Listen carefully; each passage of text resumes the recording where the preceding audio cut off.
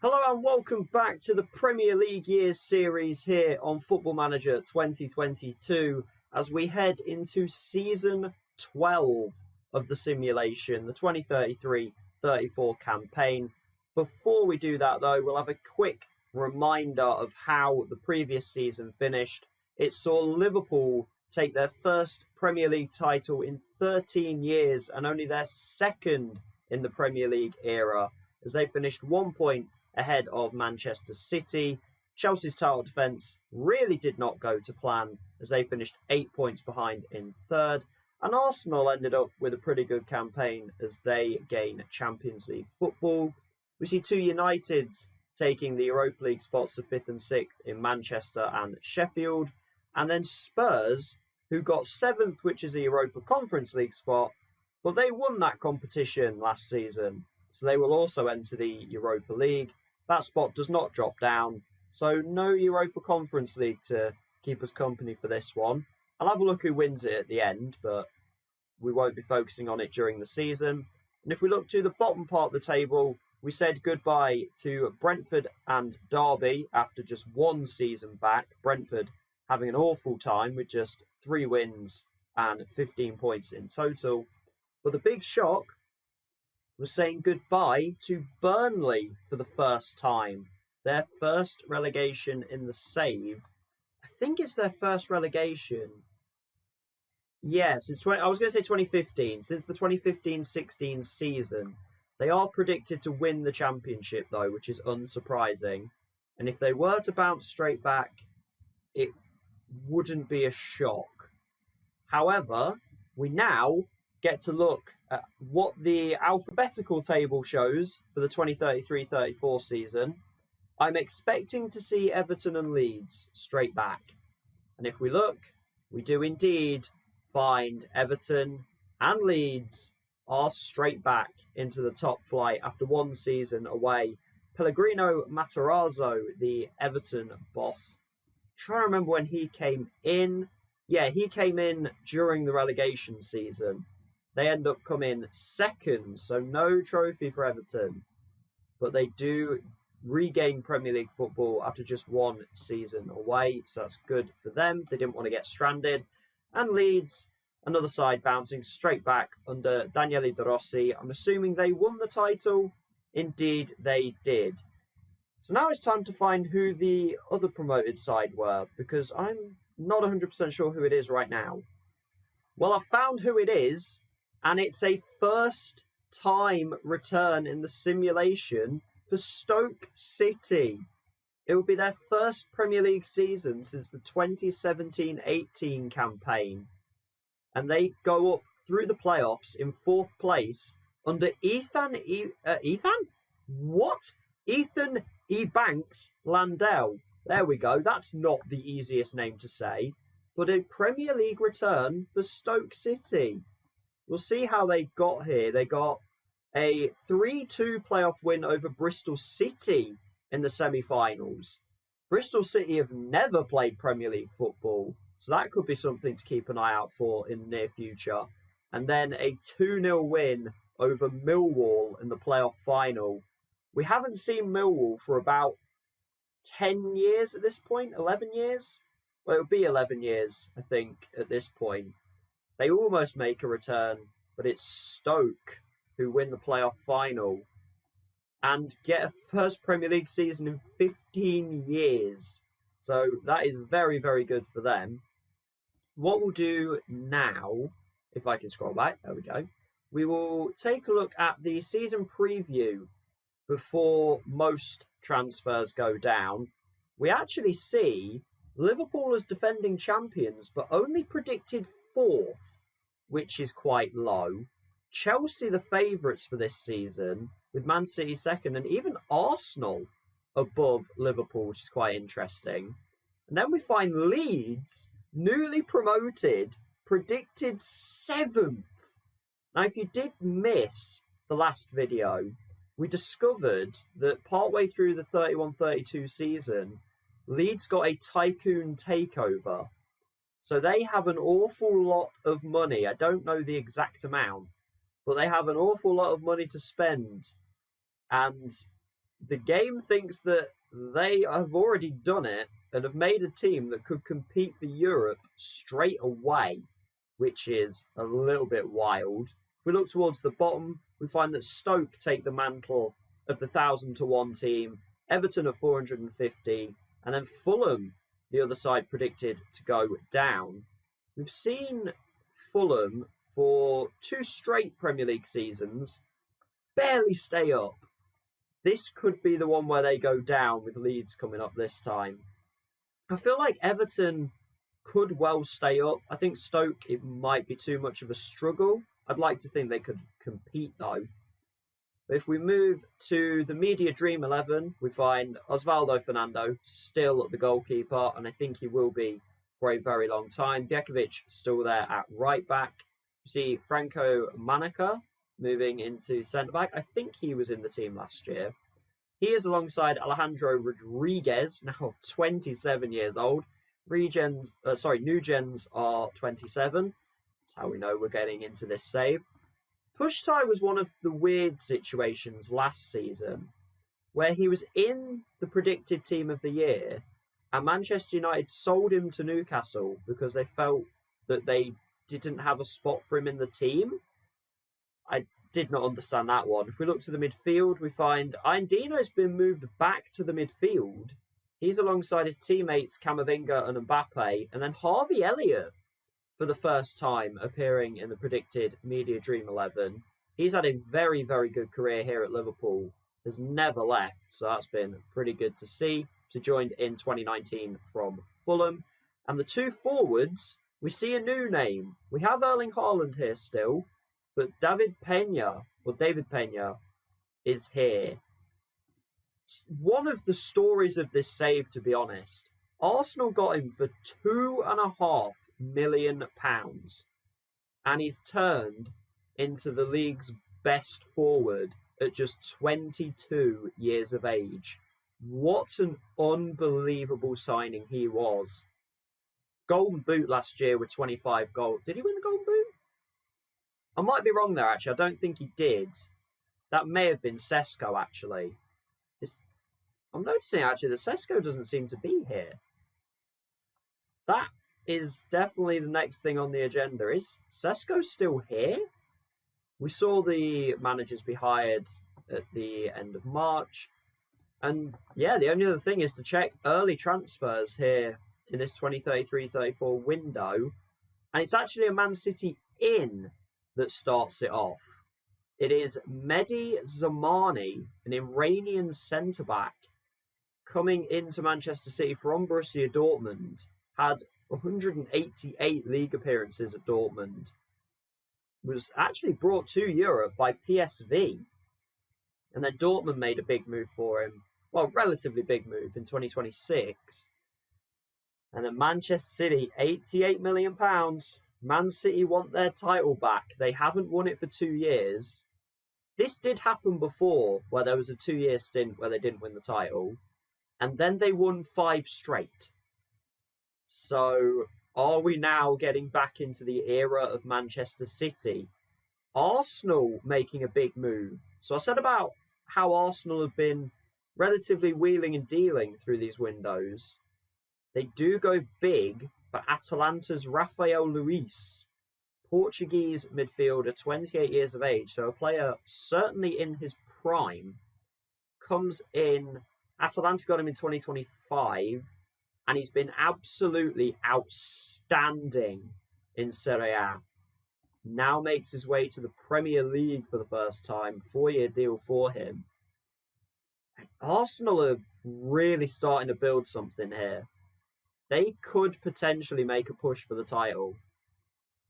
That might feel a little bit too early to say, but if they're up there, I think they could challenge. We see Spurs trying to make a challenge, £65 million, and Villa doing it again.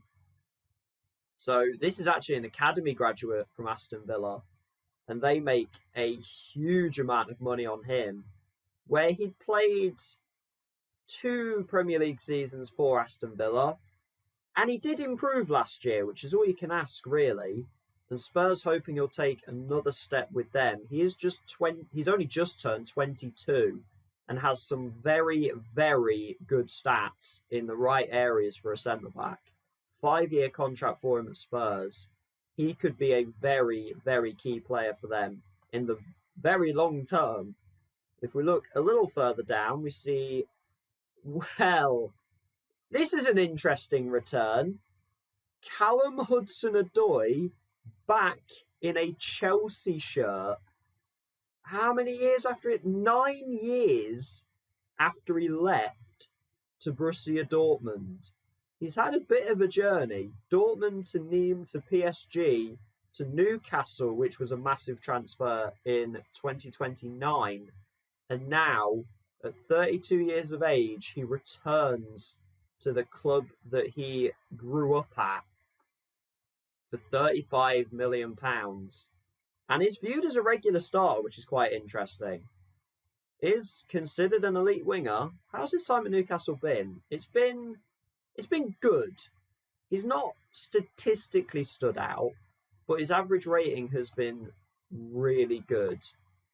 That is a really intriguing move. We look a little further down. We're not going to find too much else early on. We keep going. That's a January. We might already be out of the big transfers. We do find Rob Cooper heading to Leeds. Obviously, Brentford relegated after a pretty terrible season. Cooper moved from Stoke to Brentford, so he will actually play against his former team because Stoke now a Premier League club.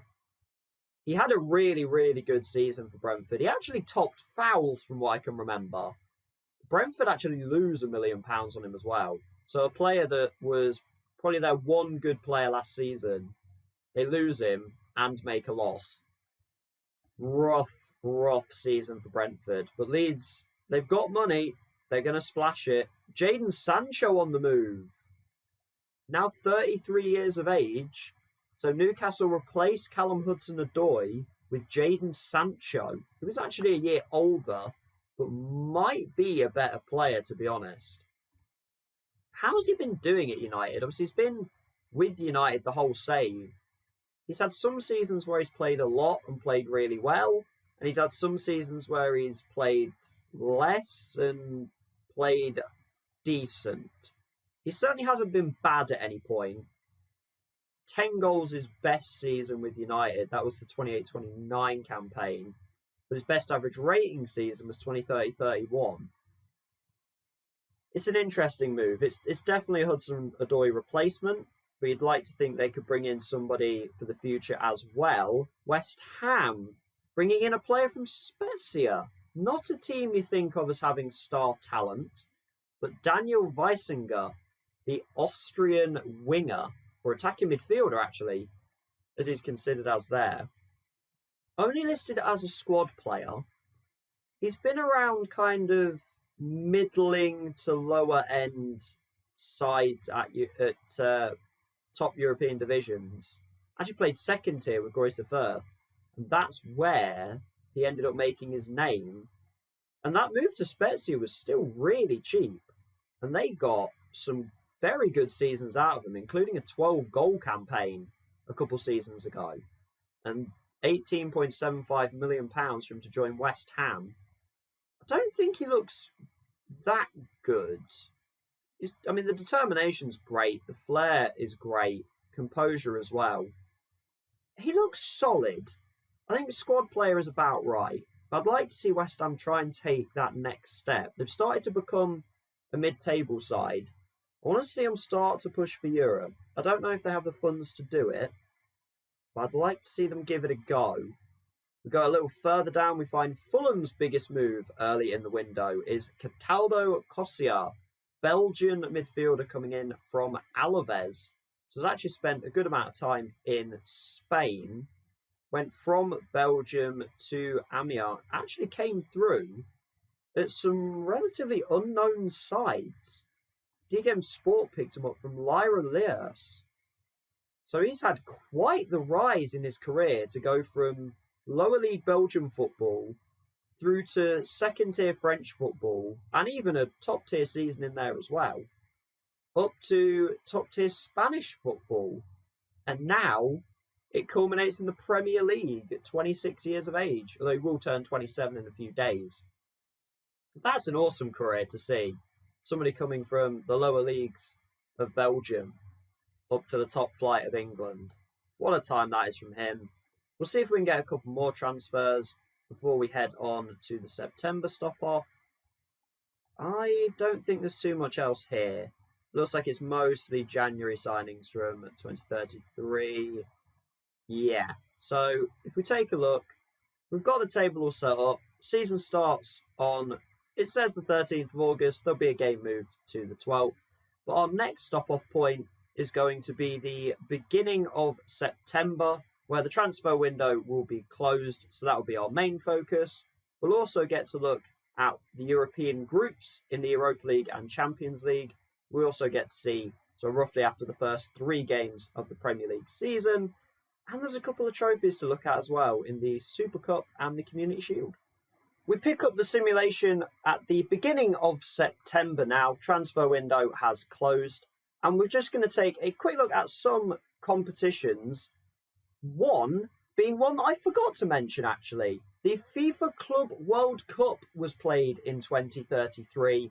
And the final came down to Chelsea and Arsenal. And it is Chelsea who take a piece of silverware with a 2-1 win. They actually went behind to a goal from Mark, the former Sheffield United midfielder, now at Arsenal.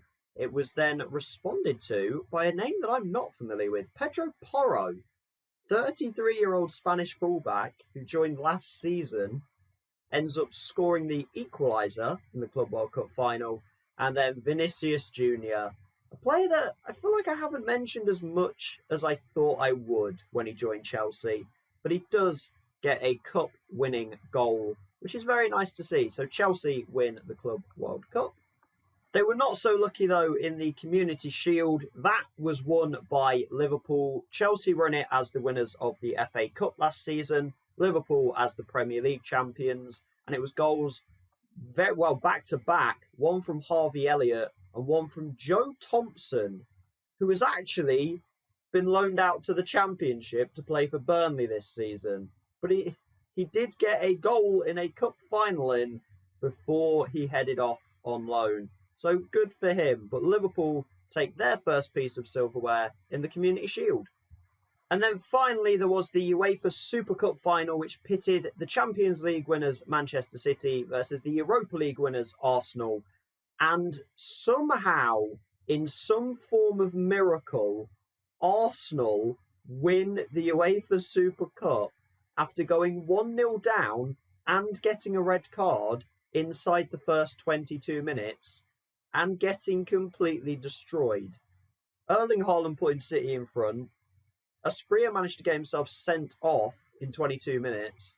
But then David Peña, the man that we spoke about at the beginning of this video, gets the equaliser early in the second half. Arsenal cling on through the rest of the game and through extra time, take it to penalties, and it's an Erling Haaland miss in the shootout. Arsenal go 5 for 5, and Peña scores the winning penalty as well. And with those competitions now out of the way, we'll take a look at the European group stages for the club competitions, starting with the Europa League this year, because there is no representative in the Europa Conference League after Spurs' win in that competition last season and their 7th place finish. So starting, as we mentioned, at the Europa League, Group C is where our first Premier League team appears, and that is Manchester United, as they will face Dynamo Kiev, Malmo and FC Midtjylland. It's a group that Man United should top quite easily. It's going to be interesting between the other 3 sides, because I genuinely have no idea who's going to end up coming out on top of that. But I'm going to go with Dynamo Kiev. I'll say Midtjylland for 3rd and Malmo 4th. We head down to Group E. That is where we find Tottenham. They certainly have a trickier group in PSV, Lyon and Antalyaspor. I think Antalyaspor are probably going to be the whipping boys of the group. But then PSV and Lyon are going to be very, very tricky fixtures for Spurs. I still think they can come through it. I think they will top the group. I'm going to say ahead of Lyon. PSV for third, and Antalyaspor in fourth. And finally, it is Sheffield United, now becoming a European regular. This is, I think, their third time in Europe. Or it might even be their fourth time, actually. I think their third time in the Europa League. And they did make a Europa League final the first time. They're in Group G with Real Sociedad, Zenit and TSV Hartberg, a team we have seen before. So Hartberg becoming a bit of a force there in Austria. I think this group may shape out as it is right now. Sociedad we've seen make Champions League semi-finals in this save. So we know that they are a good team on their day. So I think Sociedad will top the group, Sheffield United for second, Zenit third and Hartberg in fourth. And then we head up to the Champions League groups where we have 4 Premier League sides, starting with Group B. Manchester City are alongside AC Milan, Feyenoord and CFR Cluj of Romania. Man City should top this group. Milan will provide the competition here. I'll put them second and Feyenoord third and Cluj fourth, just as it stands. Group C will have Arsenal and they are drawn alongside Marseille, Athletic Bilbao and Rangers. Honestly, quite a nice group for Arsenal. Marseille we've seen mostly in Europa League and Europa Conference League, so it's nice to see them back in the elite. Athletic Bilbao making it is very, very impressive as well. See where they came last season. They got a 4th place finish, which got them in for the first time since the 2022-23 season. So good to see them back as well. And then Rangers, Scotland just has decided to have a Champions League spot. It's been Celtic most of the time, but this time we get to see Rangers. I think Arsenal top this group. I'm going to go with Athletic Bilbao to get second though. And I might even put Rangers third. I don't know why I'm putting Marseille fourth. I just am. I'll probably look like an idiot, but there we go. Moving down to Group E, which contains Liverpool. They will take on PSG, Gladbach and Celta Vigo. So Gladbach, who were in the Europa Conference League final last season, actually end up making Champions League football. And we are starting to see some different sides from major European countries. Gladbach getting third last season, which got them back into the Champions League. I think Liverpool should top this group. I know PSG are in it. You would normally say PSG all day. They have not been a dominant force in this save. So I think Liverpool can top it from PSG. I'll keep Gladbach in third. And Celta Vigo, well done to them on making the Champions League as well. But I'm going to have them finishing bottom of the group. And to round it off, Group F, we see Chelsea alongside Bayern Munich, Galatasaray and RB Salzburg. It's going to be a straight-up battle between Chelsea and Bayern. Just to change it up a little bit, I'm going to say Bayern to top the group and Chelsea in second. We've got RB Salzburg for third and Galatasaray fourth. Also a side note, Aberdeen are in the Champions League. Aberdeen won the Premier League last season. What? All right then. I don't really know how that's happened. But Aberdeen won the Scottish Premier League and they're in the Champions League. And there's actually 2 Scottish sides in the Champions League. Maybe this should have been a Scottish Premier League save. So after that tale of events with trophies being completed and European competitions being set, we do return to the Premier League and we get to look at how the rest of the summer transfer window went down. And it is a lot of players arriving to the Premier League and a lot of names that we don't know because I think a majority of these are new gen players potentially. We start off with Joshua Ofori coming in from Bayern Munich to Manchester United. They bring in the Ghanaian international centre-back. Again, centre-backs in this game tend to be just heading, marking and tackling. The passing, not necessarily great, even though a lot of centre-backs are quite good with the ball nowadays. You want to get, you see that determination, concentration, anticipation, the composure, positioning. He's just got the right stats in the right places and is physically terrifying. He is unbelievable. 6'4", 19 jump reach. Yeah, this is a very, very good centre-back. And honestly, £66 million, that's not bad. He was not playing for Bayern Munich. Only 7 and 6 appearances in the past 2 seasons for them. In fact, he really hasn't played anywhere he's gone. This is his first go at regular football, which seems completely insane for a player this good. So Joshua Ofori, see how he gets on. I think he should be good. But then you find the next 2 biggest transfers. Sheffield United and Leeds heading to the Eredivisie. Sheffield United looking at Feyenoord and bringing in Tobias Gulliksen, a 30-year-old midfielder, yeah. Sorry, I saw midfield and winger, but they're listing him as a midfielder. Comes in as an upgrade there. Is 30 years of age, is a real player. Not one I'm familiar with. Started off, gets picked up by RB Leipzig for £2 million. Feyenoord picks him up for £2 million and sold him for a huge profit after some very impressive seasons in the Dutch leagues, or Dutch league rather. So Tobias Gulliksen comes in Sheffield United, and Leeds starting to splash their cash as they turn to Willem II, £50 million on Albanian winger Myronis Klokidis. Probably said that horrendously wrong. He honestly doesn't look that amazing, but they have just spent 50 million on him and listed him as a squad player. I mean, Leeds have money. Did win the Eredivisie Golden Boot last season, though. I don't know how, because he only scored 7. That doesn't seem accurate.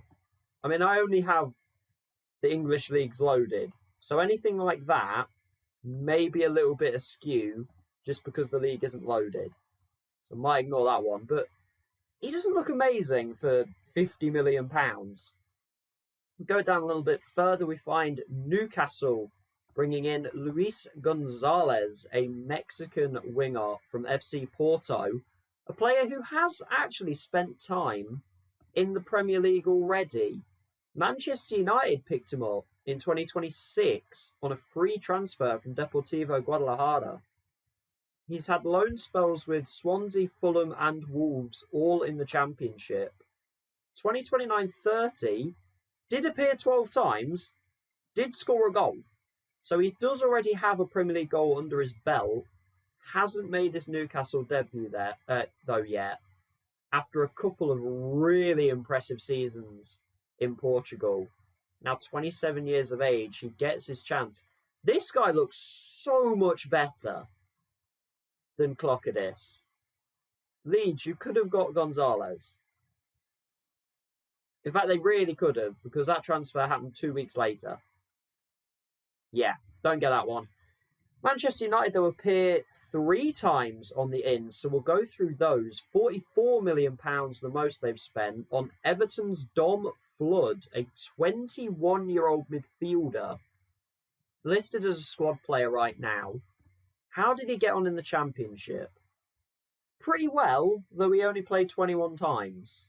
He actually played more in the previous season in the Premier League when Everton went down, when he'd have only been about 19. So he does have a little bit of Premier League experience, gets a big move to Manchester United. He's no Wayne Rooney, let's put it that way, but he's a very hard-working midfielder rather than a very talented forward, so we'll see how Dom Flood gets on. They also bring in Gonzalo Inacio, the former Manchester City long-term centre-back. Yes, I do remember Inacio being in this save. He played kind of bit part for so many seasons and won about 5 Premier League titles. Went off to Barcelona for 3 seasons. Played a lot more, to be fair, and played well. And now returns at the other side of Manchester. Their other transfer, £36 million, Pedro Ferreirinha, a Portuguese left-back coming in from Porto. He has been at Porto his whole career and was starting to break out. He hasn't really had amazing seasons, had a good year last year. Comes in as a squad option, because of course they needed a left-back after selling their star left-back to Newcastle because they apparently didn't play him. Still don't get that one. We find Liverpool's biggest move is also to go to the Eredivisie. That league's picking up a lot of money this summer, apparently. Michael McComb, a Welsh centre-back, who actually new-genned in Holland with Sparta Rotterdam. Very interesting situation there. Had a pretty good couple seasons before this move. I don't know how much he'll play for Liverpool, though. That's a hefty fee. Although Liverpool do recoup almost that full amount, well, they actually gained it first in a move. Aston Villa spending 41.5 million. Neco Landera, 22-year-old Spanish forward, listed as an attacking midfielder. Normally would be listed as a winger, though. Important player, is going to be a star man here at Aston Villa. Ridiculous physicals, very good first touch and finishing. And he's already got 2 goals this season. Was actually on loan at Aberdeen last season, where he helped them win the Scottish Premier League. So Neco Landera could be a very, very good player through this save. We've got a couple more Newcastle transfers in Alan Cantu, leaving Spurs, a Mexican defensive midfielder, who looks very, very good. Newcastle are making some really good signings here. They also get Yosu Beltran, a defender from Inter Milan, 21 years old from Paraguay, and again, looks like a really solid player. I like this Newcastle transfer window. We have Arsenal bringing in Rafa Carvalho, a 27-year-old defender from Roma. Again, looks pretty solid, listed as a squad player. We find Villa are being busier. Villa realise that they are starting to fall the wrong way in this Premier League table. They're bringing Alexander, a 22-year-old Brazilian centre-back coming in from Palmeiras. Looks like he could develop really well. That looks like a very good player to me. Technically, maybe not the greatest, but he's got very good stats elsewhere. Southampton with a big transfer. Is that Nashi Univar? The Dutch winger / attacking midfielder. Has experience with Benfica by Leverkusen. Is now 30. So we'll see how he gets on for Southampton. Almost said Spurs because I saw the next one down. In Laurent Blanchard, 22-year-old French winger. So we are starting to see some younger players being brought in. We find Reading's biggest move of the window is to bring in Milero Bogard, formerly of Burnley, 31-year-old defender there. The man who's been in goal like 2 or 3 times in this save. Emil Smith-Rowe is an interesting move as he heads to Newcastle. Got Reading again. Billy Marsden, attacking midfielder from Derby, coming in. So Reading trying to strengthen with a decent amount of money on these transfers as well. Fine. Leicester's biggest move is Andre Gomez, 28-year-old Portuguese goalkeeper coming in from Benfica. See, Norwich's biggest move is Raul Moro, Spanish winger from Burnley. If we go a little further down, can we find any other teams? Everton bringing in Mustafa Öztürk from Brentford, a Turkish central midfielder. We keep going. Can we find any other teams? Fulham bringing in Mohamed Brahimi, an Algerian attacking midfielder coming in from West Ham. Outside of that, we do have Brighton with Philip Reiter from Celtic, a Danish defender. Outside of that, though, we kind of keep seeing the same kind of teams. Jamie Shackleton's moved to Sheffield United. See, Etienne Green has left Wolves. Okay, now I'm intrigued. Who is your keeper? Answer, they don't know. It's one of three people. They do have Jagovski here, who is listed as the first choice. Okay, so they've managed to pick up Jagovski for 1.8 million from Marseille. So he's going to be their goalkeeper for the season. Did notice Troy Parrott there as well. Quite an interesting one. As that, we find Stoke, actually. Their two biggest transfers are the same fee, and it could rise to the same amount. And Diego Acuna, a Mexican centre-back, who looks, physically very good, mentally pretty good as well. So, he's solid. Diego Acuna is definitely solid. They also bring in Facundo Buonanotte. I've said that wrong, 100%. A left-footed right winger. Very good on the ball. And again, looks like a solid player, to be honest. Stoke definitely making an effort at staying up here. What we can do is take a quick look at how the first 3 games of the season have gone. And Brighton are doing it again. Brighton are top of the Premier League for, I believe, the second season in a row after being promoted not all that long ago. They had a pretty good season last year. I can't remember exactly where they finished. Yeah, they finished 12th last season, so it was a pretty good campaign. But they were top after 3 games then, and they're here again on the back of goals from Konstantin Tykoon, Russian forward, who looks very, very good, 31 years of age. Man City keeping pace with them, though, and Sesko and Haaland with 7 goals between them in the first 3 games. Then we actually see Wolves off to a good start, with 7 points from their opening 9 possible. We've got a few teams on 6, including newly promoted Leeds. And then if we look to the bottom of the table, oh my, Manchester United, what has happened over there? You've lost your opening 3 games. They were to Liverpool, Leeds and Newcastle, though. Obviously, Leeds with the Tycoon takeover, expected to be competing for Europe this year. Liverpool are the defending champions, and Newcastle always have a good amount of money. So it is a tricky start. It's a very, very bad one. They are not on the bottom of the table, though. They're propped up by Everton, who are yet to score a goal in 3 2-0 defeats. 2 of them at West Ham and at Southampton, and then a home defeat against Arsenal. Stoke do have a point on the board. They got a 1-1 draw with Reading. That is their only point currently. And then everyone else has at least won 1 game of their opening 3. So a competitive league table so far, which is good to see. We've already mentioned the top goal scorers so far. See Tukavin actually topping average rating as well. Julio Viquez, tied top of assists, a Costa Rican, which is quite interesting. Again, like seeing the interesting nationalities. Thierry Smollett with 3 assists as well for Spurs. Clean sheets wise, Aaron Ramsdale, Alvaro Fernandez and Osvaldo Fernando.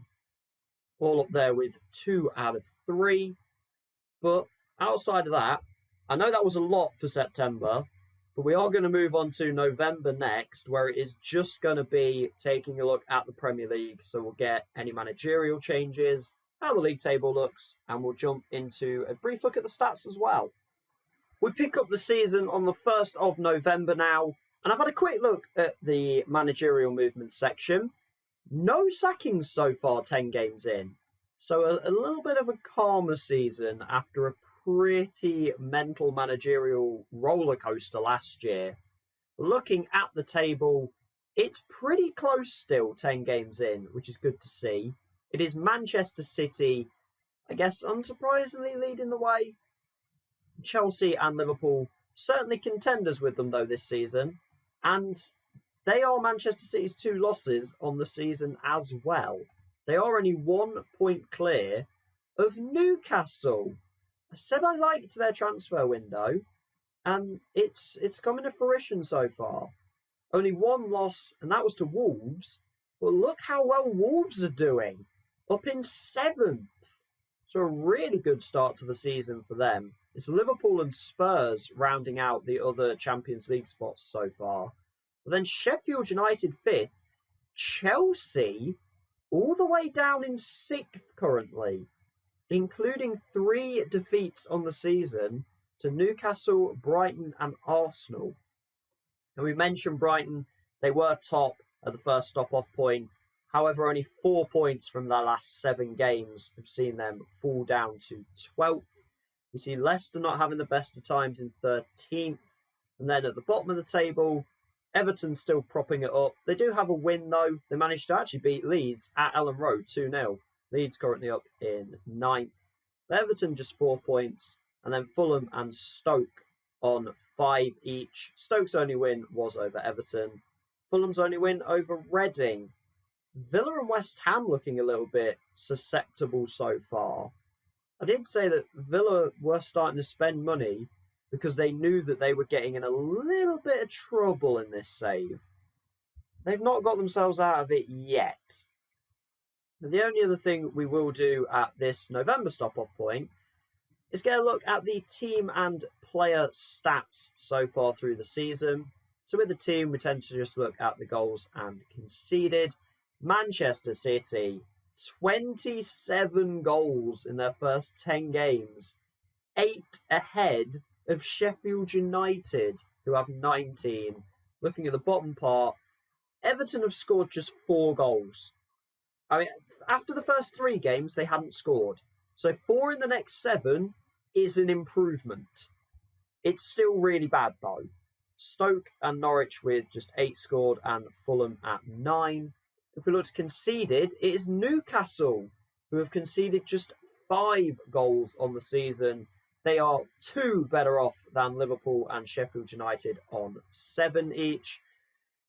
Most goals conceded, Fulham, 26 goals conceded. You are not going to do much conceding that many. Stoke at 23, and then Aston Villa 19, West Ham 18. We get into individual player stats.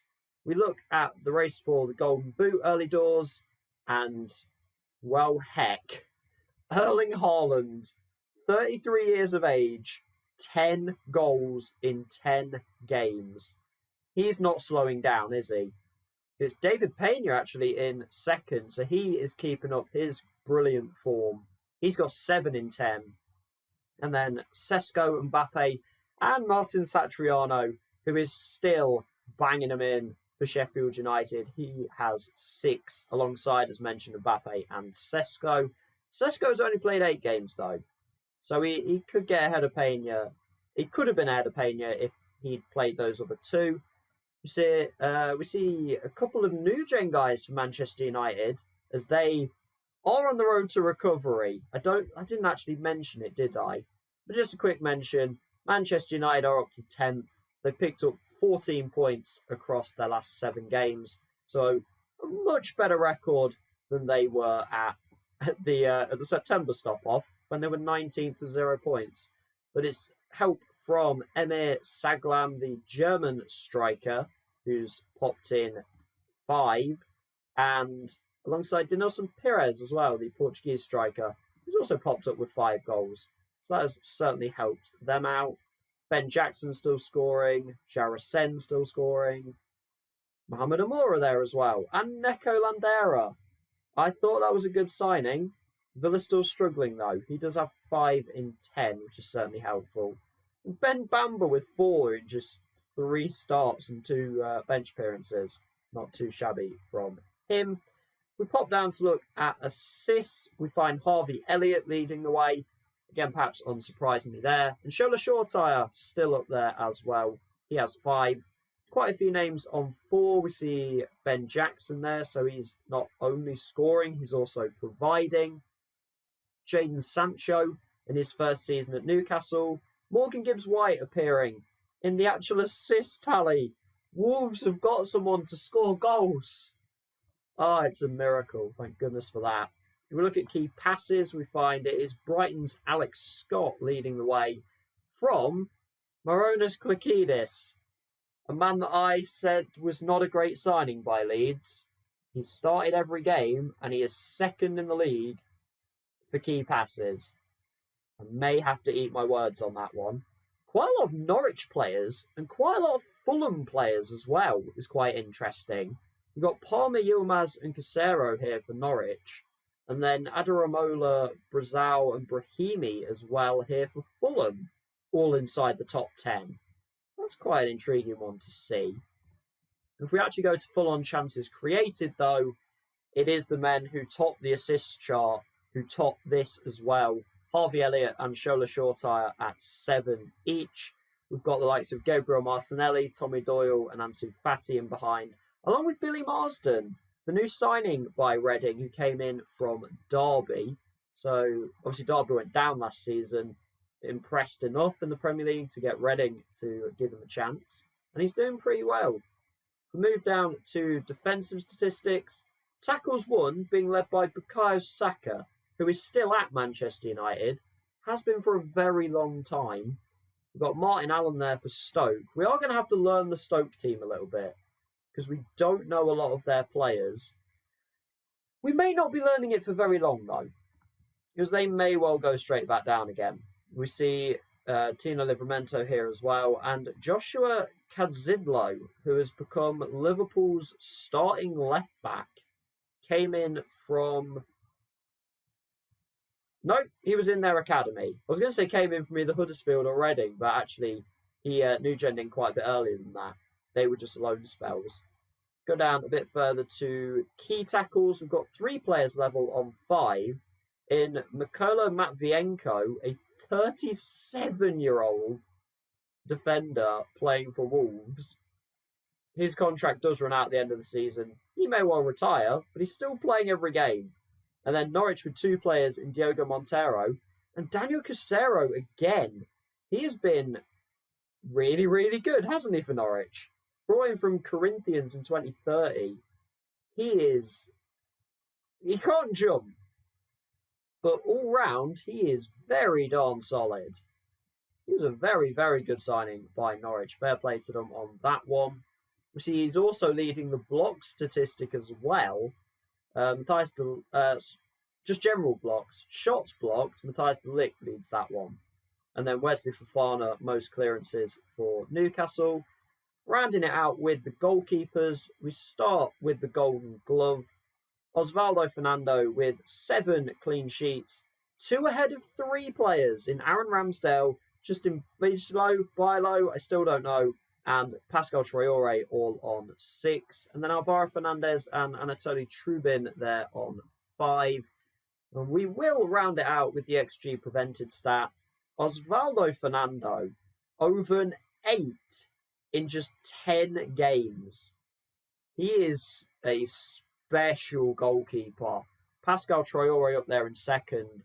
I've mentioned previously that I think Fernando and Traore are going to be the 2-star goalkeepers. They're kind of the new Ederson and Alisson. After both of them retired in recent seasons, Fernando and Traore are those new guys that you can see here. And they could potentially stick around for the next 10 seasons. So I think they could be around quite a long time. So just in Bilo there. Alexander Maximenko, the Fulham goalkeeper, having a pretty good season at 35 years of age. Trubin's still having a good year despite Chelsea on a down year right now. Daniel Naumov appears to be the Southampton keeper. As he is, actually. He is wanted by West Ham. And he's also 35. Which for a goalkeeper is honestly fine. Etienne Green, I thought was sold. He did play, though.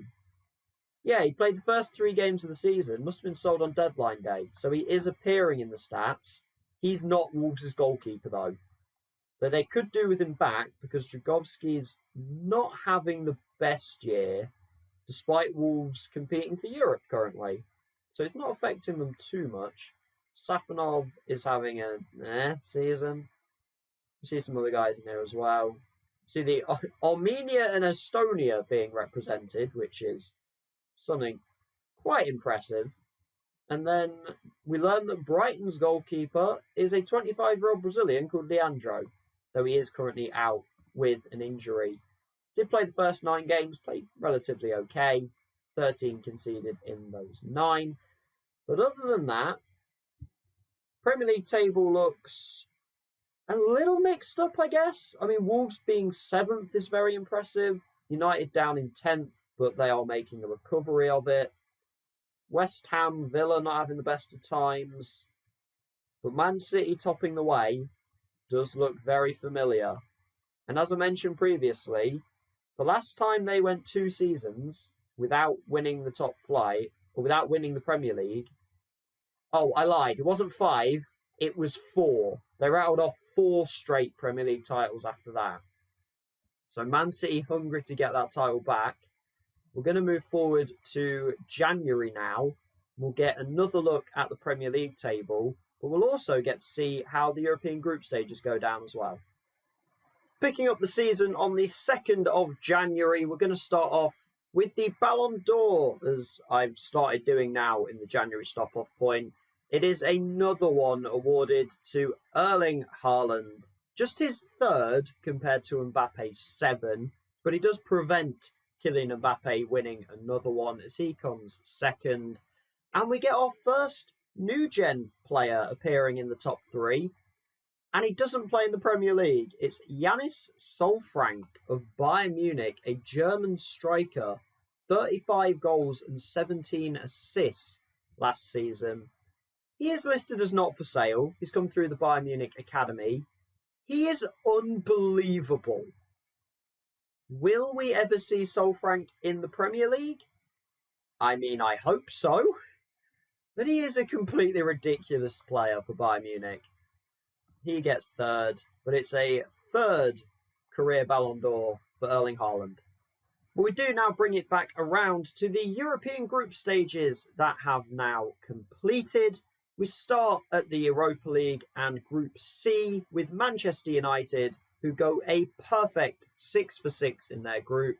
I did say it was a relatively comfortable one at the time. They do head through. We'll have a look, see if they got any massive wins. Yeah, 4-0 over Dynamo Kiev at home. A 3-0 away win at FC Midtjylland as well. They concede just the 1 goal to Malmo in Sweden. 14 goals for. And they actually head through with FC Midtjylland, who get through by, is it head-to-head record? Or is it by that 1 goal difference? Because, no, Malmo had a better head-to-head, no. Midtjylland had the better head-to-head record. So it could be that, actually. But United progress through very comfortably. Spurs actually get through a lot more comfortably than I would have imagined. They go 5 wins and 1 draw. That draw being at home against PSV, though PSV still go out. That's despite Lyon actually losing in Turkey to Antalyaspor. They still managed to find their way through. The Spurs top the group as well. Finally, with Group G, Sheffield United do advance, but they miss out on topping the group on head-to-head record, because they do have a better goal difference. But Real Sociedad got the win at home and then went to Sheffield and got a draw. So Real Sociedad topped the group on head-to-head record. So Sheffield United will have to play the first knockout round against a side coming down from the Champions League. That's going to be an interesting tie. We'll take a look at that tie in a moment, but firstly, just in case, we're going to take a look at the Champions League group stages and how they went. Starting with Group B, Manchester City, not quite perfect, 16 points for them. There was 1 draw. That was a 0-0 away in Milan, but they rack off 5 wins outside of that, including a 4-1 win at the Etihad against AC Milan. The only other goal they conceded was in a 3-1 win away at Feyenoord. They head through, topping the group. Another team topping their group, Arsenal in Group C. They did have a loss, though. They ended up losing in Spain to Athletic Bilbao. They also had a draw away at Marseille. But they do top the group with 13 points, 2 ahead of Athletic Club Bilbao, who will head into the knockout stages of the Champions League. Rangers, unfortunately, just the 2 points for them. Actually drew both times with Athletic Bilbao, so a couple impressive results there, really. It was just bad results against Marseille. Go down a little bit further, and Oh dear, Liverpool. It's a good job. I didn't look at the Europa League knockout stages then, because Liverpool will drop into the Europa League. They are knocked out. I mean, PSG, yeah, okay, but Mönchengladbach top the group with just 11 points, which I think is the least points to top a group out of all 8 groups. Gladbach had both wins over Celta Vigo and a win at Anfield. Wow, that was the big changing point. Liverpool actually won 3-0 in Germany. So actually, I don't know where the changing point is here. Probably the draw with Celta Vigo, to be honest. But then Celta Vigo also beat PSG. What a strange group. But Liverpool come out on the wrong side of it, and they will be playing Europa League football. And they enter at the first knockout round. Pretty sure they can't face each other. Don't believe that's possible in the first knockout round. But that is a bad group stage for Liverpool. We move down. Group F is the final team with Chelsea. Actually, Chelsea do better than I thought. They do finish 3 points ahead of Bayern, the big one being a 3-1 win in Germany. Their draw was actually at Stamford Bridge against Bayern, which was a 1-1 draw. That was where Bayern's points went in that one. So Chelsea do top the group. They head through. But we've got 2 sides to look for in the Europa League first knockout round. And we've got 3 sides to look for in the Champions League last 16. Okay, so taking a look at the Europa League first knockout round, Sheffield United actually get relatively fortunate, I think, in getting Galatasaray as their opponent. I think Sheffield United should come through that. Liverpool will take on Willem II in the first knockout round. Again, they should get through that relatively easily. We could end up with 4 Premier League sides heading into the last 16 of the competition, which could be quite interesting. And then the Champions League last 16, Manchester City will take on PSG. That's a blockbuster of a tie. Chelsea will get Athletic Bilbao, which is possibly one of the easier draws they could have got. And then Arsenal, it's also Spanish opposition. It's Barcelona. So Arsenal and Man City certainly did not get out of this safely. Chelsea, probably the safest bet to get through out of those.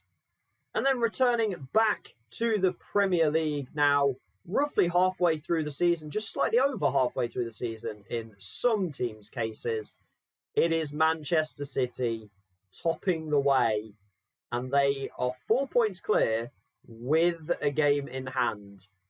Man City really want this title back, huh? They give it away for like 2 years, and then they just rip it back. It's Chelsea currently up to second, so they've recovered very well. Liverpool in third, and Newcastle fourth, and then a gap back to Arsenal, Spurs, Manchester United, and Sheffield United. And then another gap. It's certainly gapping itself.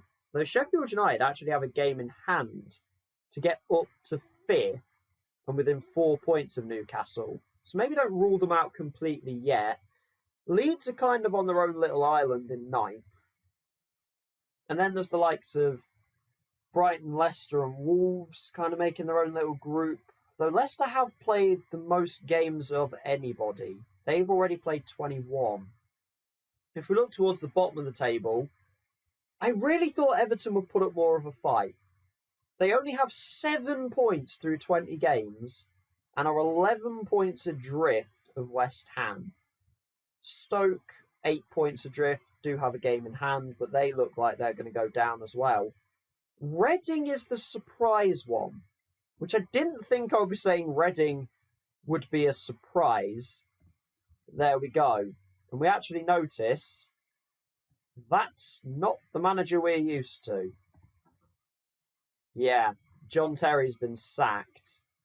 Charlie Jackson appears to be caretaker? Or he might actually be their permanent manager. this is something to take a look at. So actually getting into the managerial movements, I said it had been quiet. It's got less quiet now. Marcelo Gallardo and Eddie Howe were the first two to go. They both went just 4 days after 3 days after the November stop-off, actually. Sacked from Aston Villa and West Ham, respectively. Aston Villa's new manager is Callum Davidson, who I believe was the ex-Burnley manager. If it loads, okay, I don't know what's happening here. Yeah, so Callum Davidson was ex-Burnley. He actually joined in 2033 from Celtic, got relegated, and has moved in the same calendar year to take over at Aston Villa. So he'll be hoping for a better time there and not another relegation. Eddie Howe gone from West Ham. He is replaced by Billy Dodds, the Rangers boss. So as we mentioned Rangers being in the Champions League, he decides that he'd rather have a relegation battle at West Ham. A 64-year-old Scottish manager who was Inverness boss at the start of this. So he's had quite the rise. We then saw Veljko Paunovic leave Southampton and was actually replaced by Marcelo Gallardo. So Gallardo was sacked by Villa, took over at Southampton almost instantly. So he has landed on his feet pretty nicely. Where did Paunovic go? He's taken over at Celta Vigo. So another side we mentioned as a Champions League club. It is definitely a step up for Paunovic. He heads to Celta Vigo. We saw him leave Reading for Real Betis very early on in the save. So he tends to quite like doing that, apparently. The next manager gone was Pellegrino Matarazzo, gone from Everton. Currently, David Unsworth is the caretaker manager there. Then we saw John Terry sacked by Reading. Charlie Jackson, indeed, the caretaker. I didn't think he was a permanent manager. And then Ethan Ebanks-Landell went off to become Burnley manager. So we mentioned Callum Davidson leaving Burnley. Ebanks-Landell decides that Burnley is a better option than Stoke. Honestly, I can't argue that decision. That's one that makes more sense to me. And Stoke have just hired Jack Sowerby. Sowerby? A player in real life for Northampton. What a rise he's had. Finished his playing career at Stockport, became Stockport manager, and has worked his way from Stockport up to managing in the Premier League with Stoke City. What a story that is. Just taking a really quick look at the player stats on the side that we can see. Kylian Mbappe actually leading the way in the top scorers chart ahead of Erling Haaland and Benjamin Sesko. They have a combined 28 goals in 19 games. They are still terrifying and they're both in their 30s. Harvey Elliott still topping assists with 9, though Jadon Sancho up there with 7. So Newcastle have really revived his career late on here. We see clean sheets is still Osvaldo Fernando with 11, Aaron Ramsdale behind on 10. Other than that, we can skip ahead now to the beginning of February, where we'll close out the January transfer window, get another look at the Premier League table roughly 4 or 5 games further on, and see what teams have decided to do in the transfer window. So we picked the save back up on the 3rd of February 2034. We've got to the end of the January transfer window. We're going to start off by taking a look at the manager movements once again. We knew that Reading and Everton were searching for managers. They solved that pretty quickly after we left off at the January stop-off point. Reading the first, as they appoint Mark van Bommel, the Roma manager, in the save. So that is a very interesting move. We did see him briefly with Brentford early on. Ended up going to take the Holland national team job, or Netherlands national team job. Then spent some time in Holland with Heracles, and then a few years in Italy with Roma. Takes over at Reading. Currently disappointed with how things are going. Are Reading down towards the relegation zone? We'll see. But Everton then a day later announced Sergei Semak, a Russian manager who comes over from Granada in Spain. So Zenit manager in real life, I don't know how management stuff's working with those clubs right now, but went to Malaga, Tenerife, and Granada. So had quite a long spell in Spain, a good 9 years, or 8.5, 9 years in Spain, before coming to the Premier League with a probably already relegated Everton. I know it's only February, to say they're already down is a bit odd, but they look dead and buried already, to be honest. The only other managerial situation, Norwich. Actually, I think the day of the point we were at when we got to January, they sack Fabio Carril. He only lasts about 6 months in charge of Norwich. And he is replaced by Gini Wijnaldum, who actually took in around a year with Celtic after leaving Fulham in 2033.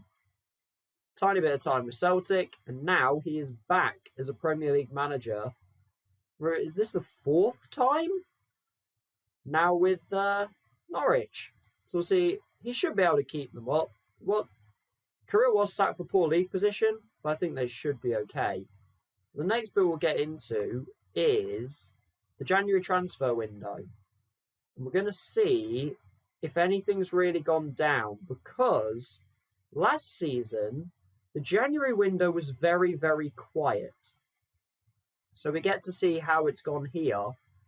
And, well, the top 2 transfers are out from Manchester United. One being Thanasis has actually left the Premier League entirely. So he was at Arsenal, went to Newcastle, went to Man United, and now heads to France to play for Nîmes, who are one of the best teams in France at this point in the save, which is kind of odd to say, but there we go. And the other transfer, which is actually the biggest one of the January window, Bruno Romero leaves to head to Arsenal. So they are developing their team a little bit more, bringing in squad depth with Bruno Romero. A very short stint at Old Trafford that saw only 14 Premier League appearances, though it did bring 4 assists in his first season. So he had a relatively good first season and just did not see the pitch this year at all. We'll see if Arsenal give him a bit more of a chance. The only other transfer we can see so far is Archie Austin heading off to Bundesliga side Borussia Mönchengladbach. He does look like a relatively good player, to be fair. That's certainly a solid player. Only ever played 18 Premier League games for Arsenal. But that's a slightly disappointing to see a player like that go. But again, not a whole lot going on. Another out, this time from Liverpool, as they sell Marvin Wattiau, 27-year-old French midfielder heading to Juventus. Evan Ferguson, a player we've not mentioned for a little while, was at Reading, makes a move to Aston Villa, scores on debut after a £17 million January move. Not too bad for him then. See Liverpool making a move for Nikolai Ibrahimov, a Russian attacking midfielder who had been playing for Newcastle. Sort of a squad depth player for them. Liverpool bringing him in for 17 million. And again, will just be squad depth. Again, looks like a pretty solid player. There are certainly some solid depth players around. See Marco Canna leaving Arsenal for Ajax. Yeah, the January windows just seem to have gone relatively quiet these past couple of seasons. Everton do bring in Maya Abadia, a Colombian striker from Troyes in France. Physically pretty impressive, except for the fitness. Finishing's not there. Is determined, though. Again, probably more prepping for the Championship. You've got Mikey Adkins heading to the Championship and Burnley as he leaves Brighton. Got Umar Samare heading to the Championship as well. A Senegalese right back that was at Southampton. Again, pretty quiet. Another player heading to the Championship with Burnley is Rafa Rivera from Chelsea, a winger/striker. But the only other thing to really do at this point is take a look at the Premier League table, roughly 4 or 5 games further on than when we last checked. And Manchester City are still top, and it is still by 4 points, and they have a game in hand. So not too much has changed. I think Man City and Chelsea have won every game. But the top 4 has very much changed because it's Newcastle and Sheffield United filling 3rd and 4th right now. And Newcastle are 6 points clear of Tottenham and have a game in hand. So Newcastle looking in a really good place to get a 3rd place finish. Still a lot of football to play though, still 14 games to go. And it's a big battle for 4th place.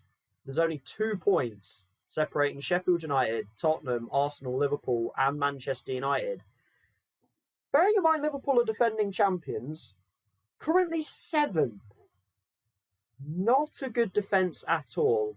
Leeds up in 9th as they are kind of stranded. 5 points behind Man United, 6 ahead of Brighton. Leeds are just 9th. Brighton feeling pretty safe in 10th as well.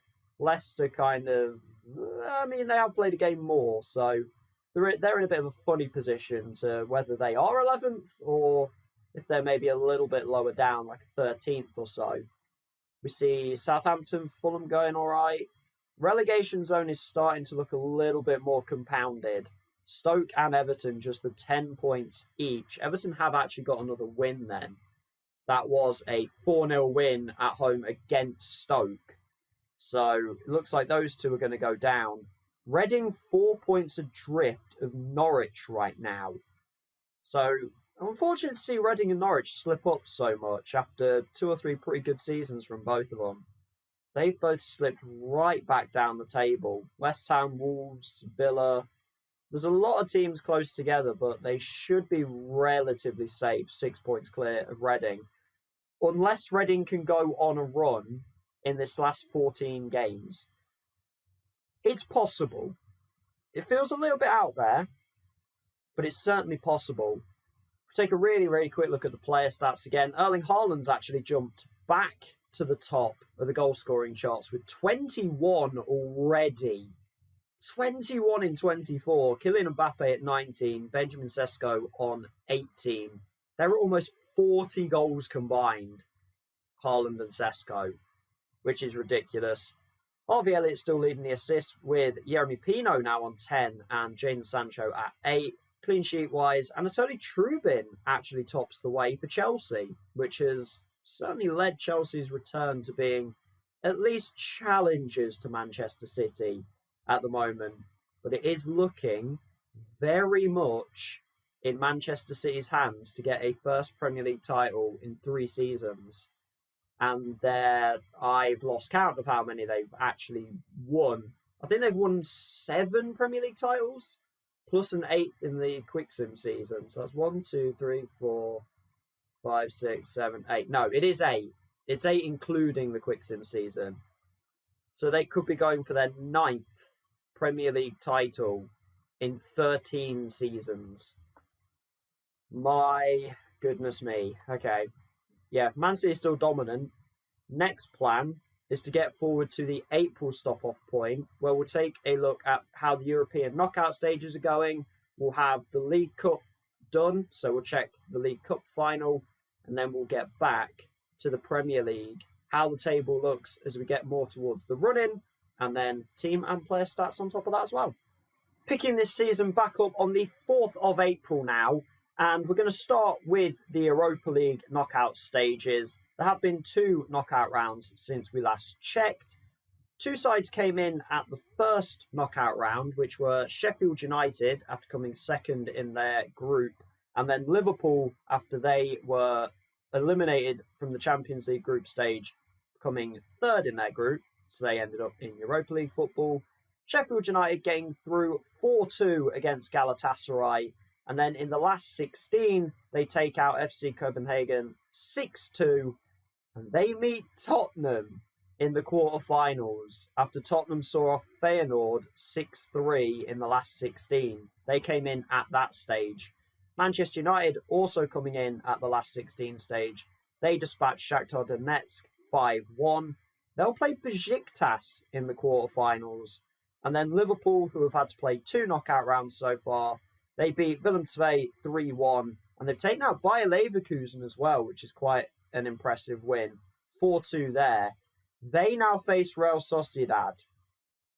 That is going to be a very interesting fixture.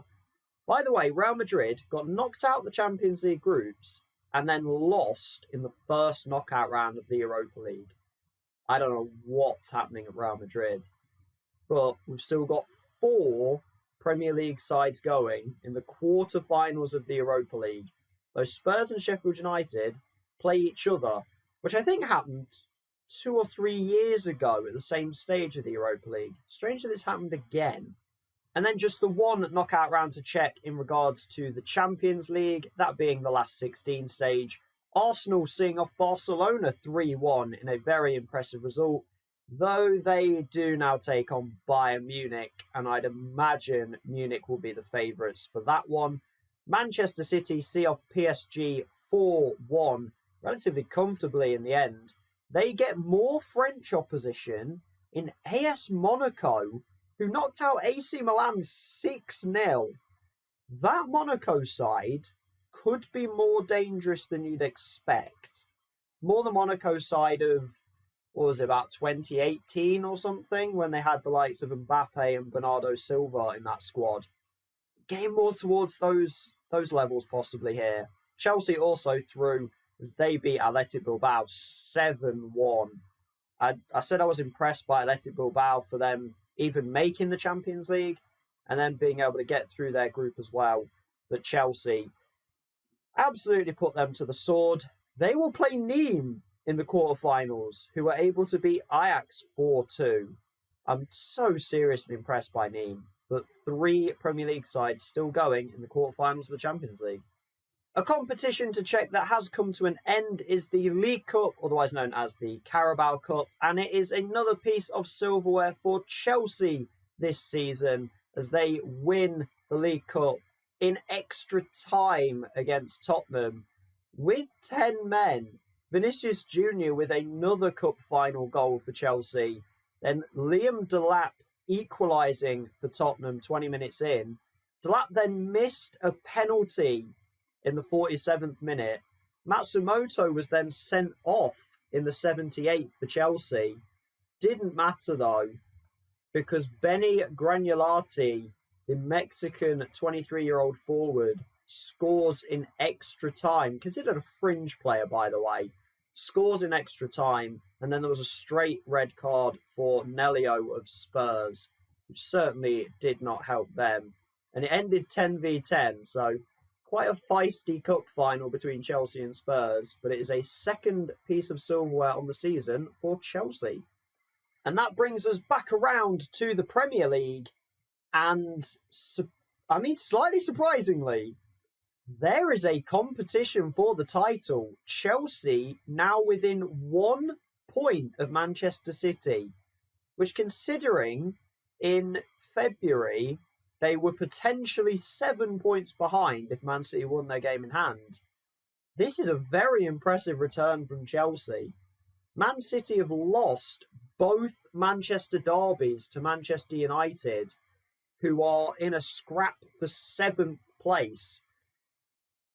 Don't fully understand what's happened there then, but Man City not having a good time against their rivals and just the 1 point clear. Newcastle still in 3rd, though it's getting a little bit closer. 3 points ahead of Liverpool, 6 ahead of Sheffield United.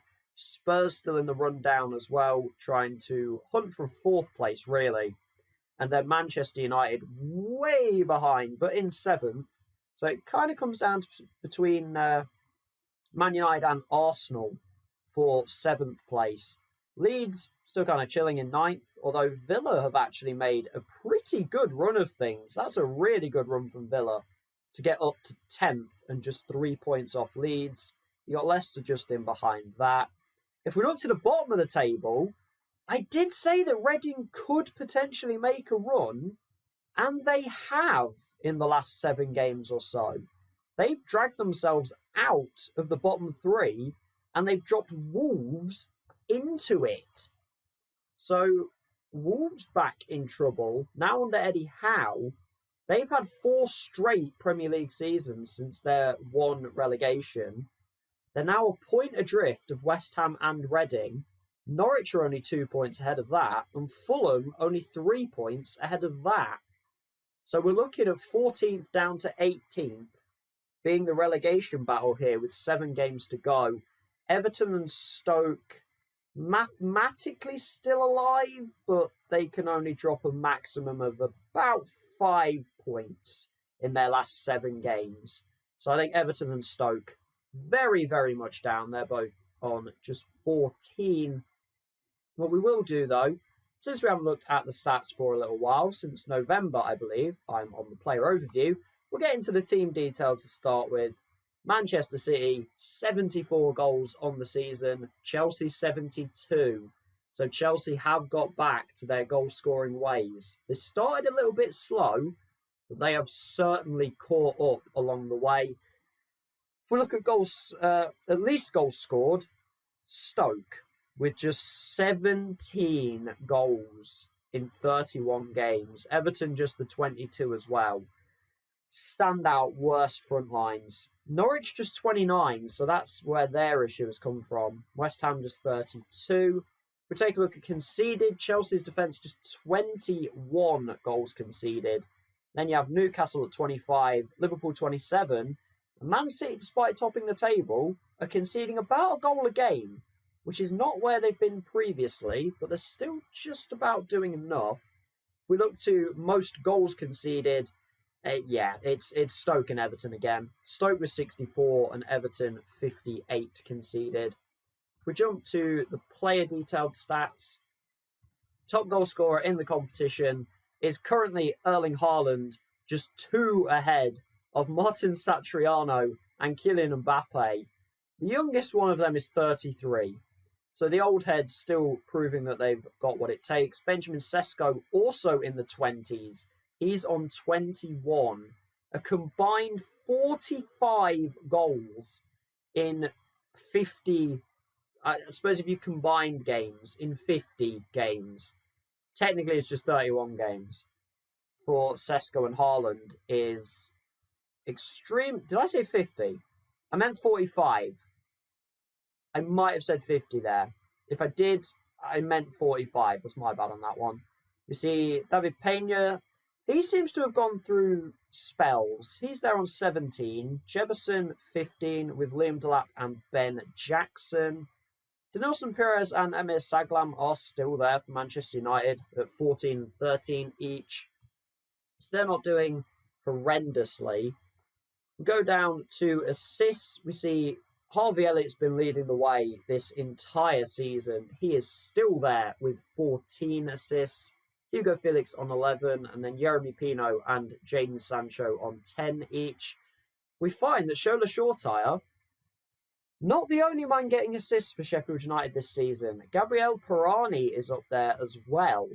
Was he just signed this season? No, he was signed last season. But stepped up his game a little bit. I was going to say stepped up, but he was pretty good last year as well, after his £43 million move from Leeds. He is up there on assists as well.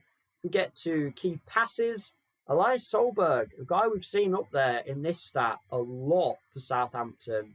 Then Alex Scott's still there as well. Hugo Felix and Cole Palmer for Norwich. Other Norwich players have kind of dropped off, as have the Fulham players. They've disappeared as well. Cloquet is still there for Leeds. I know I kind of slagged off that signing, but turns out I was wrong. Chances created, we see Shola Shortire with the most on 18 for his 9 assists.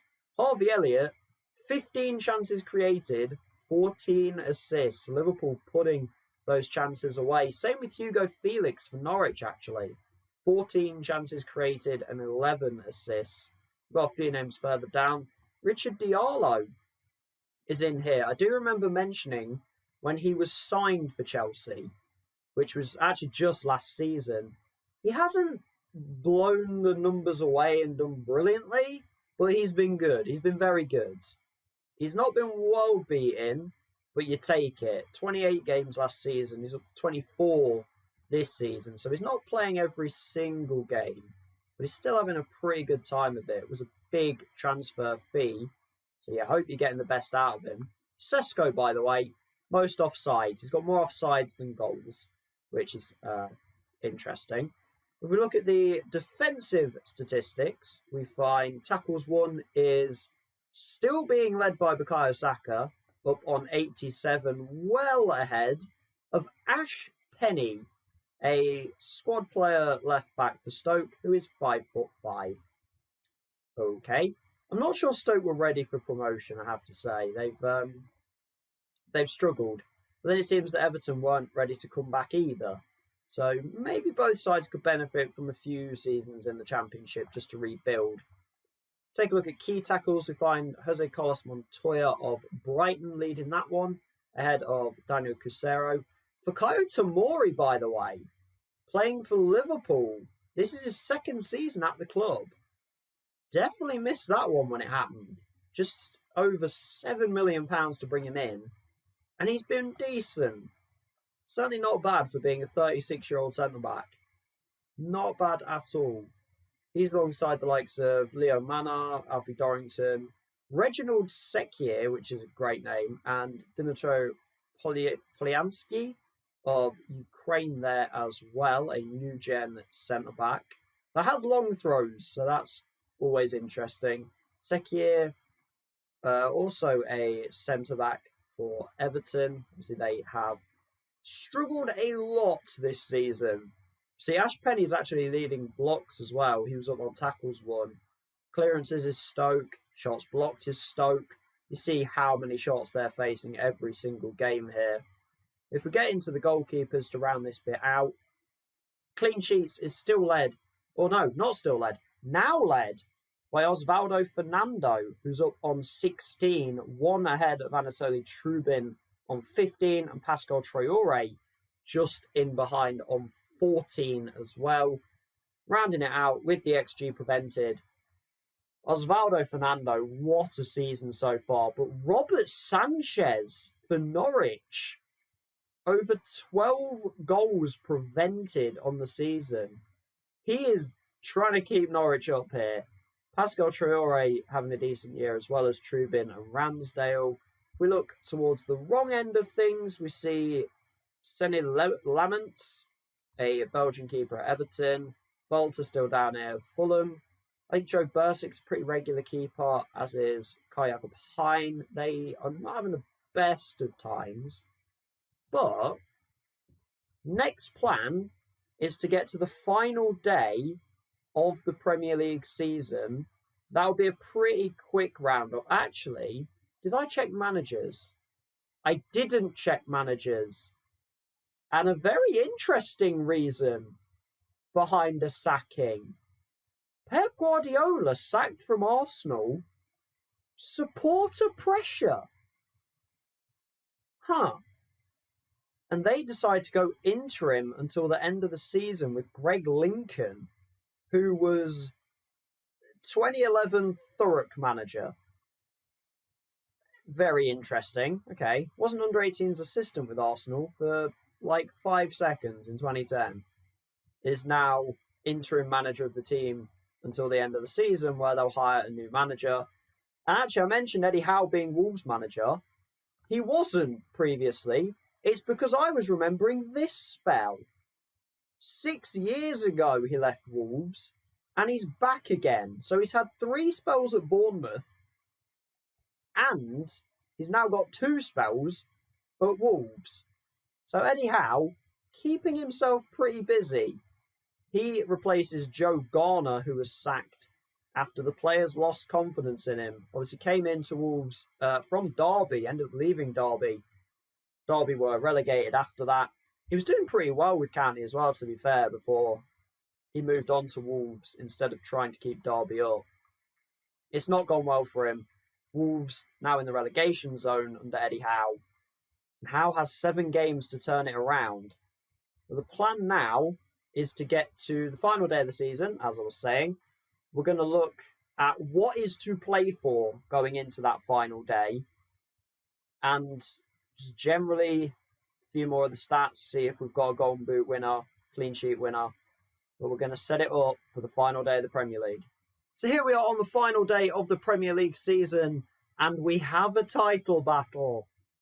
Kind of. Man City are 2 points clear of Chelsea going into the final day. They head to Carrow Road to take on Norwich, who are safe. In fact, relegation is done. Wolves have gone down after 5 Premier League seasons.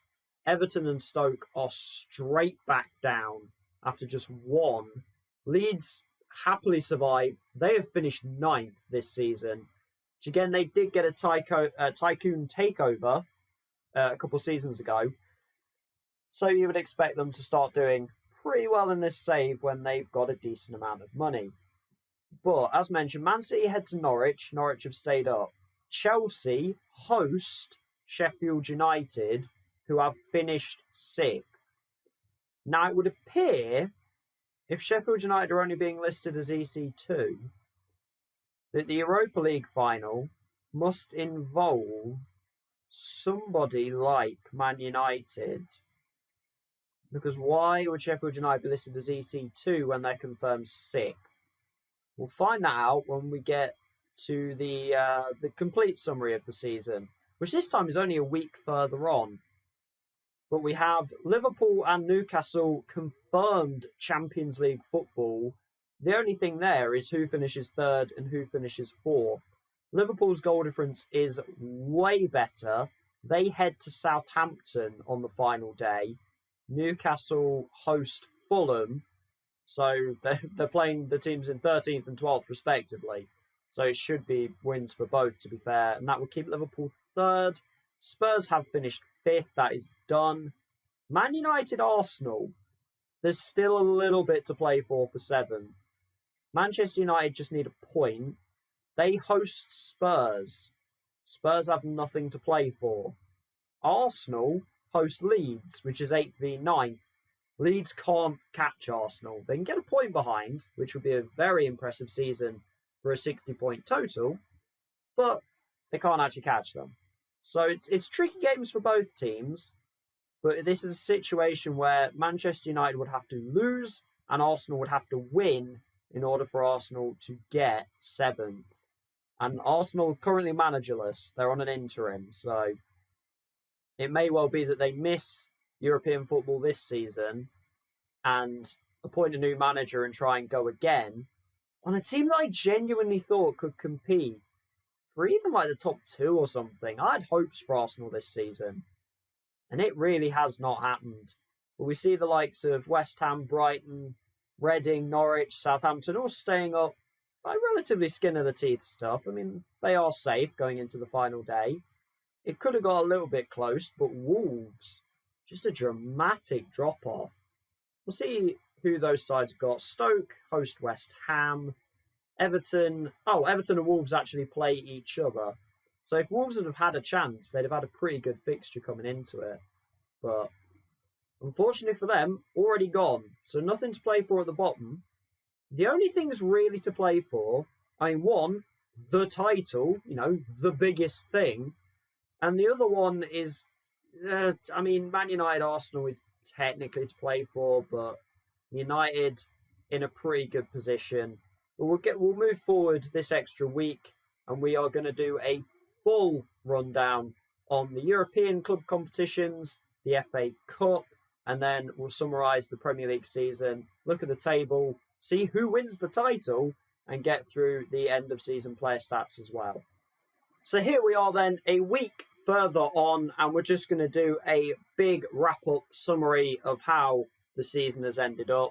We are going to start with the Europa Conference League. Again, there was no Premier League representation in this competition this season, but the final was played at London Stadium, so I feel like that's enough of a representation. It's Sevilla who win yet another European club competition as they beat Napoli 3-0 in the final. You see some of the other teams along the way. Hibs and Celtic from Scotland making the quarterfinals before heading out to the teams that actually made the final. So pretty good runs for them. You see TSV Hartberg ended up making into the last 16. I mean, PSV going out, Cole making the semi-finals alongside Dutch side Vitesse. So a few interesting teams in there, but it is Sevilla who take the crown after 3 straight seasons of Premier League sides winning this competition. Moving up to the Europa League, and it was an all Premier League final, and Manchester United win the Europa League, which means they will play Champions League football next season. And again, a team that I imagine has finished 7th. So it's going to be interesting to see how that shapes up with the Premier League's registration for teams into European club competitions. We'll find that when we look at the final table. But Manchester United's path from the quarter-final stage on, they had Besiktas, and it was a close one, 3-2 over Besiktas in the end. Then it was Tottenham in the semi-finals. 3 of the 4 semi-finalists, by the way, English clubs. Man United beating Spurs after Spurs beat Sheffield United 2-1 in the quarter-finals. Sheffield United's fate hanging a little in the balance. They might be in the Europa Conference League despite finishing ahead of Manchester United. We'll see how that turns out. But Spurs obviously going out 2-0 to United. Liverpool's path, they snuck past Real Sociedad 4-3. And then the same scoreline past Borussia Dortmund in the semi-finals before falling 2-0 to Manchester United in the final. I guess a bit of an upset, realistically, for Manchester United to win that game. But a game they very much dominated from the first minute with a goal from Denilson Perez and then a second goal coming from Emir Saglam, so the 2 star forwards for Manchester United. An unfortunate injury to Jude Bellingham late on, and then a 90th minute red card for Christopher Ayer as well. Really ended that one for Liverpool. He gets a red card in his final appearance for the club, as he's about to leave on a free transfer at 36 years of age. Not a good end to Ayer's Liverpool career there, but Manchester United, Europa League winners. And finally, on to the Champions League, and for the first time in the simulation, a Premier League side does not win the Champions League. It is Bayern Munich who take the crown, a 3-1 win over Manchester City in the final. Out of interest, this is the first time that a non-English side has won the Champions League since 2020, which was Bayern Munich. 14 years later, they break the streak of English clubs. You see, Bayern Munich actually knocked out Arsenal in the quarterfinals 4-1, and then the same scoreline 4-1 over Porto in the semi-finals. Manchester City's path, they took out Monaco 5-1, and then had more French opposition in Nîmes, who made the semi-finals of the Champions League. Man City ended up winning that one 4-1 though, because Nîmes took out Chelsea 4-3. Wow. This Nîmes side is unbelievable. How is this team just this incredible? I think they finished second. So they actually won back-to-back Ligue 1 titles. They have fallen, though, this year to second place, and PSG has regained its crown, but only by 3 points. Monaco were only 2 behind. I think I said earlier that I didn't have any other leagues loaded than England. I'm horrendously wrong. That's I think I've got another save where I just have England loaded. I have a few countries loaded in this one because I'm able to just sort of record and simulate in bulk, so it's not so bad game-wise and loading stuff-wise. I can edit it out anyway. But we'll have a look at the final. We'll see if that striker that we noticed before scored for Bayern. He did. He got the third. Actually, Nico Williams, gave Manchester City the lead in this final. And that was followed up by a second-half equaliser from Leon Buchner, the other star striker at Bayern Munich. They've got 2 really, really good forwards, haven't they? It was then quickly followed by Oliver Oremu, a German central midfielder who popped up with the goal to put them in the lead. He is wanted by Arsenal and Chelsea, so maybe we see Oremu pretty soon. And then the man who came third in the Ballon d'Or, Yannis Solfrank, rounds off the scoring for Bayern Munich to win the Champions League. Back to domestic competitions, and the FA Cup is won by Tottenham Hotspur, a 2-1 win over Sheffield United in the final. Started off with a 12th minute goal from Fran Puigmal, one of Spurs' star men. It was then made 2-0 in the second half by Luka Sucic, who has been such a solid player for Spurs for such a long time. There was a response from Sheffield United from Gonzalo Ramos, who actually heads off to Porto at the end of his contract. He was in and out of the side. Though considering they got him for they actually gained money to take him, they got a couple good seasons out of him. He scores a goal in the FA Cup final as well, but it's not quite enough for Sheffield United, and Spurs win the FA Cup. And so we take a look at the Premier League table, and Manchester City are your Premier League champions once again for, I think, the 9th time in this save. 92 points. They did, I believe they won on the final day then. We look, yes, it was close. A 1-0 win over Norwich. If they don't score that goal, Chelsea win the title on goal difference. Who got the title-winning goal? It was Roy Tiernan, a 17-year-old forward, on his debut. What a story that is. It was his first Premier League appearance. Are you kidding? Roy Tiernan, a first ever Premier League appearance, off the bench, and he scores the title-clinching goal. Where was half their team? Where are their strikers? What happened? And they had Ben Bamba and they had Andrew Lee up front. So what on earth happened to Sesko and Haaland? Sesko was out with a hamstring injury, and Haaland, I don't know. Did he have an injury as well?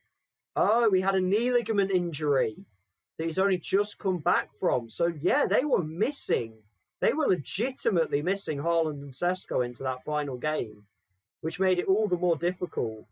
And a 17-year-old on his Premier League debut wins the Premier League title.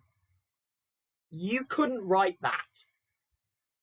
It's not quite an Aguero moment, but it is still unbelievable. This was on the back of Chelsea beating Sheffield United 2-1 as well. Chelsea must have thought they had a shot. Mbappe penalty and Vinicius made it 2-0. Martin Satriano ended up making it 2-1 late on, with Sheffield United's only shot on target. But a Chelsea heartbreak at the hands of a 17-year-old kid. Absolute mess. I think Liverpool and Newcastle may have both lost, which is a strange... Yeah, Liverpool lost at Southampton, and Newcastle lost at home to Fulham. So they stay where they were. They had 3rd and 4th wrapped up anyway. Spurs wrap up 5th. They had that. Again, Sheffield United had 6th wrapped. Manchester United actually beat Spurs 2-1, so they confirmed 7th anyway. All that means is that Arsenal do miss European football. They had a 3-0 win over Leeds in the end, so quite convincing. But Arsenal will not play in Europe, and for a second straight season, there will be no Premier League representation in the Europa Conference League. And this time it's because Manchester United, who finished 7th, won the Europa League and will have 5 Champions League sides next season. If we look through the rest of the table, An incredibly impressive season from Leeds. I know they have tycoon owners, but it was their first year back as they finish just in a world of their own in ninth. It's Leicester for 10th, best of the rest, 3 ahead of Aston Villa. But still only, 11 points ahead of Reading in 17th. So there is kind of their own group there. Reading ended up losing. Norwich lost on the final day as well. We have, how did Wolves get on? Where are Wolves? There they are. Wolves got beaten 4-0 by Everton. Oof. Yeah, you deserve to go down if that's happening. But last thing to round out this season is to run through some more of the stats. Not too much would have changed, but Manchester City topped the scoring charts at 93. Chelsea popped in 90. That might be the lowest we've seen. Stoke, just 18 goals all season. Quite a few players got more than that by themselves. So that's quite embarrassing on Stoke's part. Chelsea, only 26 conceded, and they still don't win the title. Man City concede 36 and somehow win the title, despite not scoring all that many more than Chelsea. We saw that Chelsea had a better goal difference. But Man City sneak an extra couple points and win the title. Liverpool and Newcastle actually conceded less than Manchester City as well at 32. So that's quite an interesting one. If we go into the player detailed stats, the Golden Boot for Kylian Mbappe, 29 goals at the age of 35. Are there any plans to retire for Kylian Mbappe? No, and he's got one more year on his deal. So I think this might be Mbappe's last go next season. We see Sesko with 28. He's still got a couple years left on his deal. And Haaland at 33 has one more year left as well, listed still as the star player. Over 400 Premier League appearances. He has broken Alan Shearer's 260 goal mark. So we've had at least 2 players break 260 Premier League goals. Romelu Lukaku did it, and now Erling Haaland has done it. I think Lukaku still has more. Not 100% sure on that. Kylian Mbappe also into the 200 club. So he's about 4th all-time or so, which is absolutely ridiculous. And Martin Satriano there on 25 as well. And as I said, 6 players outscored Stoke as an entire team. Liam Delap equaled Stoke. That is a horrendous stat. And if you're doing that, you pretty much deserve to go down. We see assists. Harvey Elliott topped it throughout the whole season. He ends up with 16. Yeremy Pino on 14. Hugo Felix with 12 for Norwich as well, despite Norwich's not brilliant season. And then Richard Diallo and Mohamed Brahimi there on 11 each. We look at key passes. Alex Scott got back to the top of that chart with Elias Solberg and Hugo Felix just 1 each behind, all 30 years old. Chances created, we see Shola Shortire top that one with 22 as he collects 9 assists.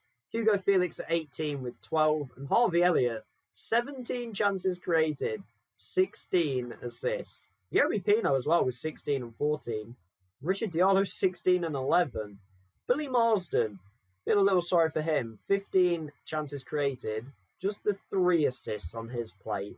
Still good to see him creating plenty of chances for his team. We go into the defensive stats. Bukayo Saka stays top of tackles won. He almost topped that he tops it by 19. Here on 20. That is insane for him. We see Bjekovic, the top-rated right-back in the Premier League. He gets 88 tackles won. And Tino Livramento still going strong. He's still only 31, to be fair, with Vitaly Mikalenko there at 34 years of age. We go to key tackles. We see Jose Carlos Montoya, the Brighton player, topping that one at 12, the centre-back there. Pretty highly rated centre-back, with Van Dan Nam and Dmitro Polyansky there on 10. So good to see some new gens topping some statistics. We saw Zach Orr topping key headers. Blocks was Ash Penny. Zach Orr was also top for clearances. Stoke's defence, extremely busy. And Bjekovic actually topped fouls, which is quite interesting. But we'll round it out as we normally do with the goalkeepers. It is a golden glove for Anatoly Trubin.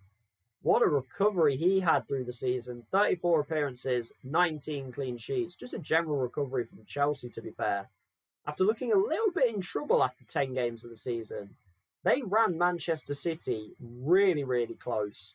Osvaldo Fernando just one behind on 18, and Pascal Traore there on 17 as well. So pretty impressive seasons from those two once again. And if we look to XG prevented, it actually ended up being topped by Robert Sanchez. And you do slightly wonder, how much more trouble would Norwich have been in if it wasn't for Sanchez? You can see 35 games, just 41 goals conceded. That is seriously impressive for a team that ended up finishing 16th. Goals did not come for them, did they? It's a good job their defence was so solid and their keeper played so well, really. There could have been some real trouble there for Norwich. Osvaldo Fernando and Pascal Traore up over the 10 mark as well. See Aaron Ramsdale still going strong, as well as Alvaro Fernandez. Get a little bit lower down. Justin Bilo doesn't quite have the same season that he had in his first year there. They were still seeing Etienne Green here. I really don't know why. Joe Bursick, Leeds keeper, has a pretty solid year without being spectacular. Actually still averaged over a 7, 10 clean sheets despite conceding 54. Not a bad effort there. You see Andre Gomez. Interesting first season for him with Leicester, averaging nearly a 7. Only concedes 42 in 36 games, 10 clean sheets for him. So certainly not a bad first season in the Premier League on his part. But that is where we leave off this season at the end of it, which is as good a time as any. And Manchester City. We've had 3 different teams win the Premier League title in the last 3 seasons. Although Man City, was this 9 titles in 13 seasons? Is this the start of another crazy run for Manchester City? Or can Chelsea took them all the way? It was just a bad start that cost them. And then Liverpool really slipped off the mark. 14 points behind in their title defence, though they do still get 3rd. So level with Newcastle. Could Newcastle be the next team to compete for the top of the table? There's a lot of question marks coming up. And especially for the likes of Man City and Chelsea. Mbappe and Haaland are getting up there in age. They've only got 1 year each left on their contracts. So when do those changes start happening for City and Chelsea? And does that open the door for any other teams to compete? It's going to be very interesting next season. 2034-35. Keep your eye out for it. It's on its way.